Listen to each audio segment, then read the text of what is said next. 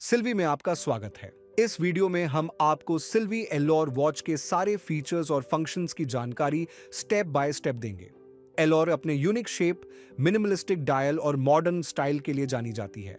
आइए अब बिना किसी देरी के इसके सारे फीचर्स और सेटिंग प्रोसेस को समझ लेते हैं।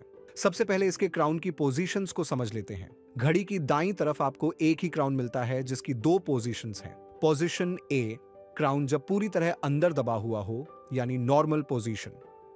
पोजीशन बी, क्राउन जब बाहर खींचा गया हो। अपनी सिल्वी एलोर वॉच में टाइम सेट करने के लिए सबसे पहले क्राउन को धीरे से बाहर की तरफ खींचकर पोजीशन बी पर लाएं।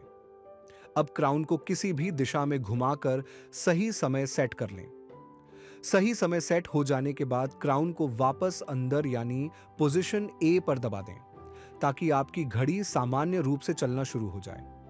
तो यह थी आपकी सिल्वी एल्लोर वॉच का पूरा यूजर गाइड। अगर आपको यह वीडियो मददगार लगा हो तो इसे लाइक करें, शेयर करें और हमारे चैनल को सब्सक्राइब करें।